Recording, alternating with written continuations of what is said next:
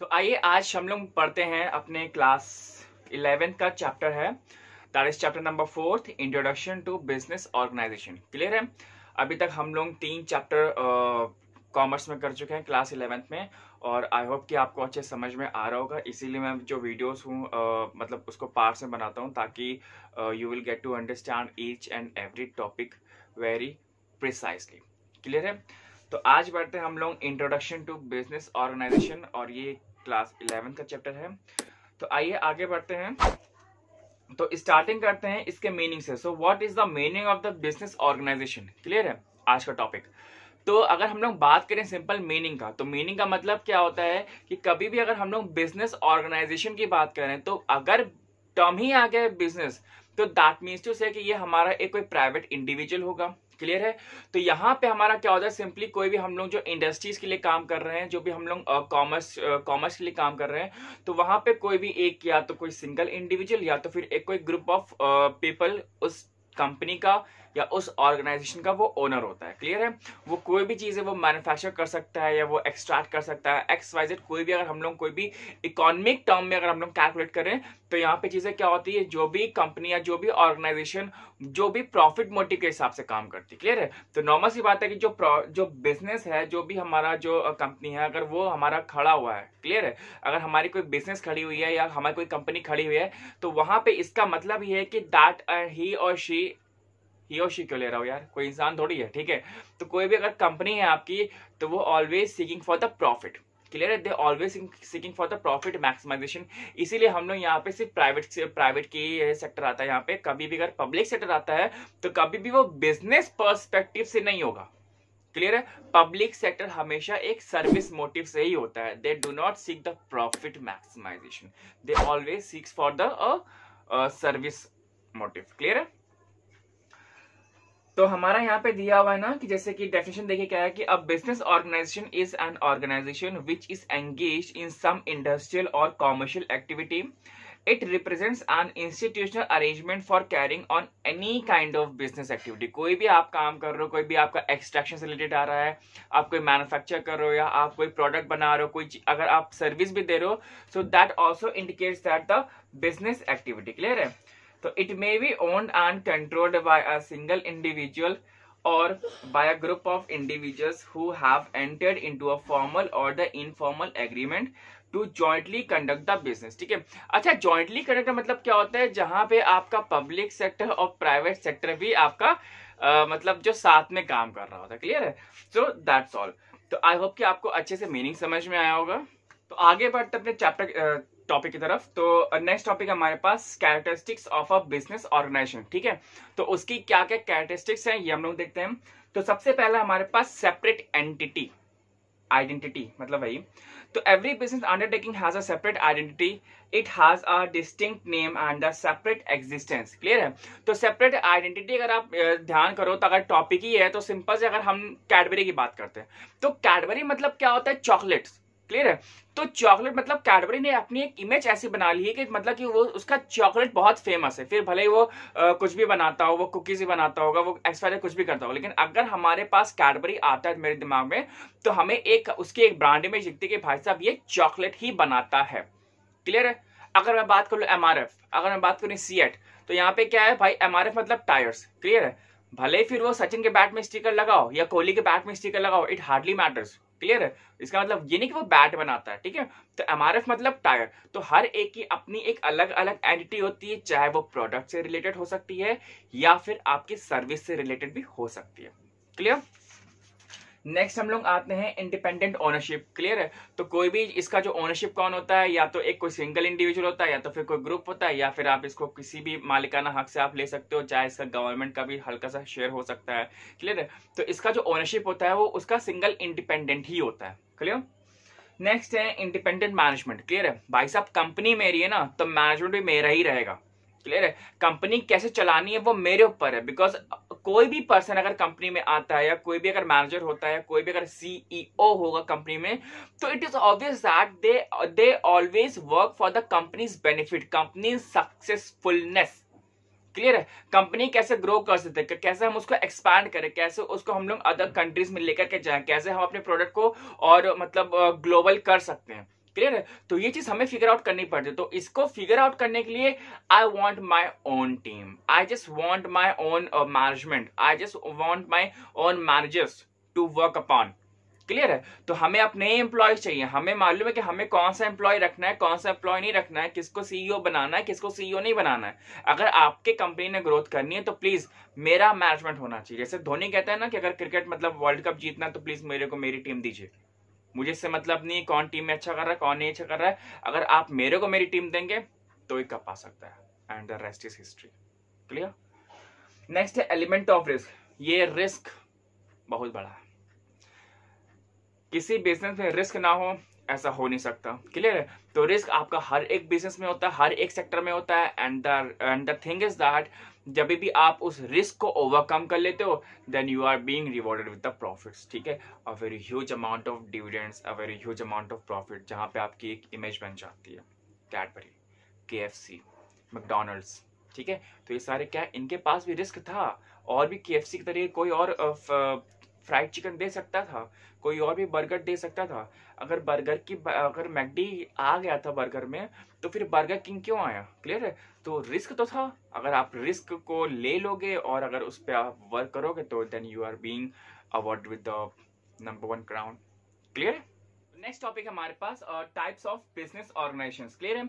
तो हमारे पास यहाँ पे कितने टाइप्स के होते हैं। तो सबसे पहला हमारे पास प्राइवेट सेक्टर अंडरटेकिंग, सेकंड है public sector undertaking, and next हमारे पास जॉइंट सेक्टर अंडरटेकिंग। क्लियर है? तो ये 3 टाइप्स के होते हैं। तो अब इन तीनों को हम लोग एक एक करके डिस्कस करने वाले। क्लियर है? तो सबसे पहला पॉइंट हमारे पास प्राइवेट सेक्टर अंडरटेकिंग। नाम में ही प्राइवेट, दैट मीन्स टू से कि जितने भी हमारे पास बिजनेस पर्सन होते हैं, business tycoons, business magnates, clear है? तो उनका एक सिंगल ओनरशिप होता है। As such you can take the very good example of the Tata, Reliance, Wipro, Infosys. तो ये सारे क्या है, ये आपके प्राइवेट कंपनीज हैं। क्लियर है? तो इनमें किसी का भी जो मालिकाना हक है वो किसी एक सिंगल पर्सन का है। क्लियर है? तो यहां पे आप ये देख सकते हैं। So these undertakings are owned and the controlled and the financed by the private businessmen. There is no government participation in them. Reliance Industries, Tata Motors, Bharti Enterprises are the example of the private sector undertaking. Clear है? तो normal सी बात है, जितना भी जो private company होती है private ही company होती है, and they always seeks for the profit maximisation. ठीक है? They do not seeks for the service motives. Clear? पहली चीज। तो आइए देखते हैं क्या क्या है कि private ownership and the control. Clear है? इनकी ओनरशिप भी होती है, कंट्रोल भी इनका प्राइवेट होता है। Profit motive, no state participation, सरकार का बिल्कुल भी दखल अंदाज नहीं होता है, क्या कोई भी जो इम्प्लीमेंटेशन जो सरकार चाहती है वो उनकी इन कंपनीज के ऊपर नहीं कर सकती। ठीक है? Private finances. क्लियर है? इनको जो भी फाइनेंस मिलता है वो इनका खुद का प्राइवेट होता है। क्लियर है? या किसी से हम लोगों ने ICD पढ़ा हुआ है तो ICD शायद नहीं हो जानते होंगे, इंटर कॉर्पोरेट डिपॉजिट्स होते हैं। क्लियर है? तो ये लोग आपस में जितने भी जो बड़े बड़े बिजनेस मैग्नेट्स होते हैं, बिजनेसमैन होते हैं, ये आपस में भी लोन ले सकते हैं किसी बड़ी कंपनी से लोन, जिसके पास जो कैपिटलाइजेशन होती है वो बहुत ज्यादा होती है। क्लियर है? आराम से हो सकता है इनके पास। And independent management. Clear? They do have the very good amount of independent management and the very experience factor वो एम्प्लॉयज जो कि उस कंपनी को देखते हैं, उसको रन करते हैं और ये देखते हैं कि भाई साहब अगर मार्केट में कोई कंपनी पहले से एग्जिस्ट है तो उसको हम लोग कैसे ओवरटेक कर सकते हैं। क्लियर है? तो this was all about the private company के भाई साहब कोई एक मालिक होता है and they always seeks for the profit motive. Clear? Next आता है हम लोग पब्लिक सेक्टर में। पब्लिक सेक्टर मतलब क्या होता है? सरकारी कंपनी, चाहे वो आपकी सेंट्रल गवर्नमेंट की भी हो सकती है और वो आपकी स्टेट गवर्नमेंट की भी हो सकती है। ठीक है? अच्छा, पब्लिक सेक्टर में ये होता है, इसमें यहाँ पे कोई भी प्राइवेट का जो इंटरफेरेंस बिल्कुल नील होता है, no interference in them. And the thing is that कि they do not seek for the profit motive, they always seeks for the service motive. Clear है? तो यहाँ पे देखिए क्या है कि these undertakings are owned and operated by the central and the state governments. The main characteristics of public sector undertakings are state ownership. Clear है? चाहे वो सेंट्रल की हो सकती है या फिर स्टेट की भी हो सकती है। गवर्नमेंट कंट्रोल इनका होता है, सरकार इसको पूरा ओवरटेक करती है। Service motives, state financing, bureaucratic management, जितने भी जो ब्यूरोक्रेट्स होते हैं, IAS PCS वगैरह जो जितने भी होते हैं, IRS वगैरह, ये सभी इनका जो मैनेजमेंट ये इंक्लूड होते हैं। क्लियर है? ध्यान रखिएगा। पब्लिक अकाउंटेबिलिटी, क्लियर है। अब वहां पे प्राइवेट में हमारी पब्लिक अकाउंटेबिलिटी नहीं है, लेकिन यहाँ पे पब्लिक सेक्टर में पब्लिक अकाउंटेबिलिटी है। ऐसा यहाँ पे क्यों है? बिकॉज यहाँ पे इसीलिए कहा गया क्योंकि आप सरकार हो, आपको लोगों ने चुना है, ठीक है। तो आप जो आपको पैसा मिल रहा है, जो भी आपको फाइनेंसेस मिल रहे हैं, वो एक आम जनता का पैसा है। तो you are accountable to the public, clear है कि आपने हमारा पैसा कहाँ कहाँ जगह पे किस किस के ऊपर इन्वेस्ट किया हुआ है, कहाँ पे आपने मेरा पैसा लगाया, तो आपको हमें बताना पड़ेगा ये मेरा पैसा है, क्लियर है। तो आपको जनता को बताना पड़ेगा कि हाँ भैया हमने आपका पैसा यहाँ पे इन्वेस्ट किया है, ऐसा करके, क्लियर है। नेक्स्ट टॉपिक हमारे पास और जॉइंट सेक्टर अंडरटेकिंग, क्लियर है। तो जॉइंट सेक्टर, यहाँ पे आप प्राइवेट समझ गए हो, आप पब्लिक समझ गए हो, अब हम लोग आते हैं जॉइंट सेक्टर पे। तो यहाँ पे इसका मतलब क्या होता है कि कोई भी जो हमारी ऑर्गेनाइजेशन है वो सबसे मिली हुई है, मतलब कि उसमें गवर्नमेंट का भी हाथ होता है, मतलब गवर्नमेंट भी उसमें ओनरशिप रहती है, प्राइवेट की भी ओनरशिप होती है, और जो आम जनता है ना, आम जनता, कॉमन पर्सन, उसकी भी ओनरशिप होती है, क्लियर है। तो this is all about the joint sector undertaking, clear है। आइए देखते हैं क्या है कि joint sector consist of the business undertakings where in the ownership, control and management is shared jointly by the government, the private entrepreneurs and the public at large, clear है। यहाँ पे दिया हुआ है ना कि according to the guidelines laid down by the government of India, the share capital of a joint stock undertaking is to be divided as follows.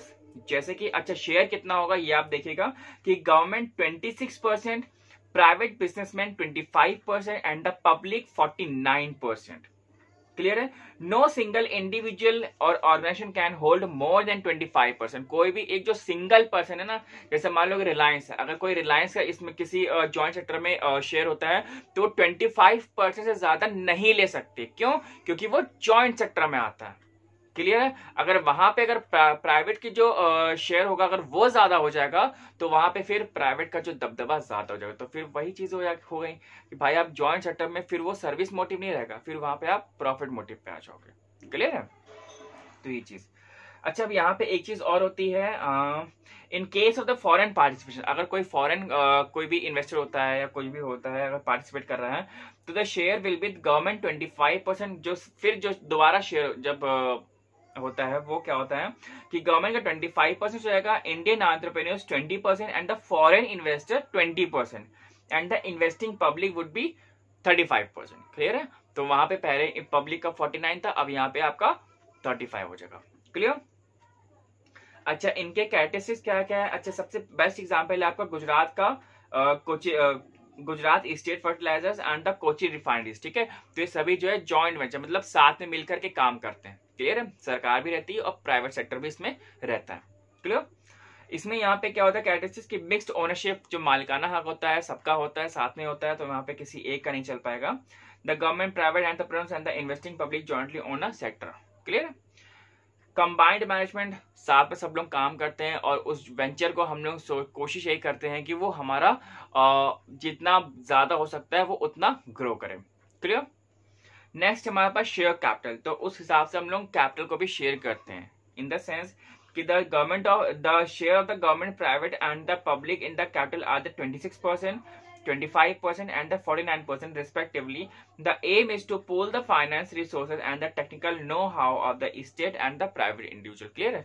तो हम लोग यही कोशिश करते हैं जितना हम लोग उसको फंड कर सकते हैं आराम से उतना करें, और लगभग जितना वो जो जितने शेयर में वो डिवाइडेड होता है कोशिश यही करते हैं कि उतने शेयर में हम उस वेंचर को फंडिंग करें जिससे कि हमारा वो वेंचर है आराम से चल सके, क्लियर है।